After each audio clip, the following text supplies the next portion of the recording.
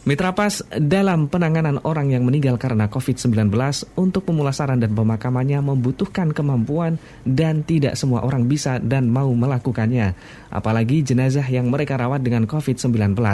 Di awal-awal pandemi banyak korban yang bergelimpangan, petugas pemakaman pun kewalahan. Menyadari hal itu, sejumlah warga memberanikan diri menjadi relawan pemulasaran dan pemakaman jenazah dengan COVID.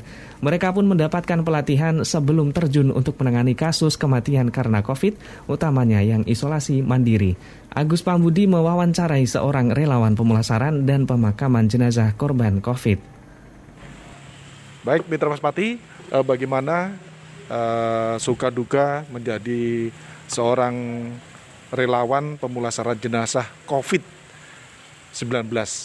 Saat ini saya bersama salah seorang relawan pemulasaran jenazah COVID-19, Mas Agung Cahyono. Mas, selama menjadi relawan pemulasaran jenazah, ini awal ceritanya seperti apa nih? Awal ceritanya adalah pada saat itu di salah satu desa di Kecamatan Jakenan ada yang meninggal di rumah, kemudian lama sekali penanganannya dan penanganannya harus dibawa ke rumah sakit dulu, kemudian di pemulasaraan jenazah di rumah sakit, kemudian dibawa ke rumah untuk dimakamkan secara protokol kesehatan.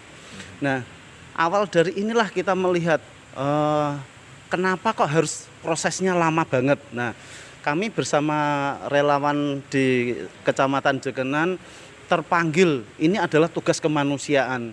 Makanya waktu itu memang awalnya namanya orang awam, ada pemakaman protokol kesehatan, pemulasaran jenazah secara protokol kesehatan, ini sesuatu yang sangat menakutkan.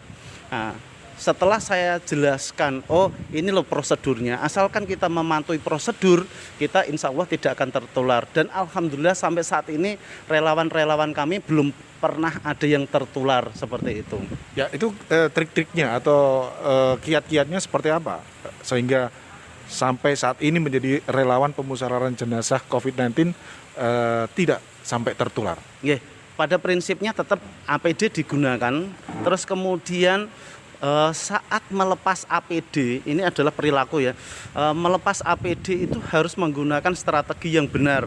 Tidak boleh mengusap mata, mengusap mulut, mengusap hidung sebelum cuci tangan pakai sabun. Itu adalah strateginya.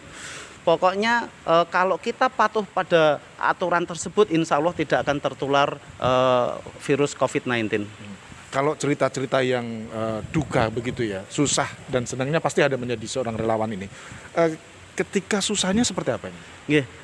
Susahnya adalah pertama, kita ini relawan. Relawan itu keterbatasan APD.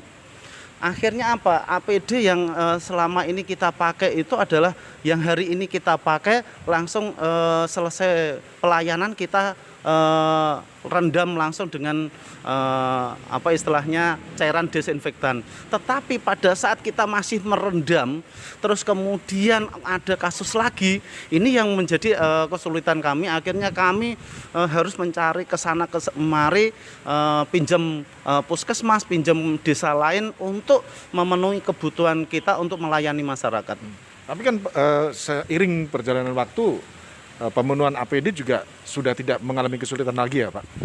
Sebenarnya kalau kami ini kan orang luar dari puskesmas Pak. Puskesmas punya kegiatan sendiri dan anggarannya sendiri. Relawan belum punya anggaran tersendiri.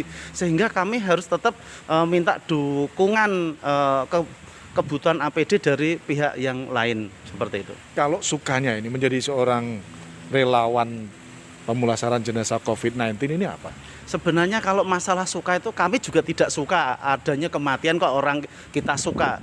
Tapi yang jelas bahwa memberikan pelayanan yang terbaik itu adalah istilahnya semangat kami untuk memberikan pelayanan kepada warga. Kalau warga, oh ini langsung cepat tertangani, mereka istilahnya kok respon dari tim itu kok cepat, itu adalah satu kepuasan bagi kami. Bukan kami suka terhadap kematiannya, tetapi adalah kepuasan atas layanan yang kami berikan kepada warga yang terdampak atau yang sedang berduka.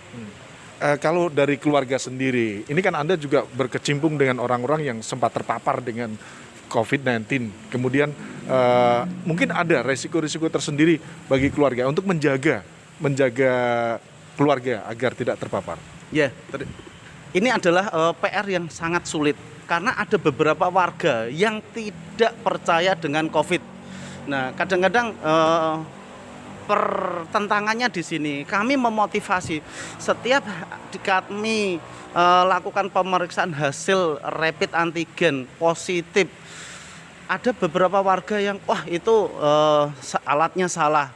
Tapi kami tetap memberikan motivasi pada keluarga untuk melakukan isolasi mandiri. Meskipun datang ke pemakaman itu kami upayakan untuk tetap stay di rumah saja, mendoakan supaya beliau-beliau ini yang sedang istilahnya meninggal ini atau orang yang meninggal ini diberikan ke lapangan kuburnya seperti itu. Pak, ini kan juga masih pandemi dan juga kasus juga masih terus menyebar kemana-mana dan COVID belum tentu kita akan tahu sampai kapan. Ini mungkin ada pesan-pesan kepada masyarakat terkait untuk pencegahan penularan COVID-19. Ya, yang tetap kami adalah protokol kesehatan. Protokol kesehatan ini sering didengungkan tetapi susah untuk diaplikasikan ya. Ya mulai dari cuci tangan pakai sabun sebelum menjamah muka, menjamah mata, hidung dan mulut kita harus tetap cuci tangan pakai sabun. Pakailah masker saat kita ketemu dengan orang ya.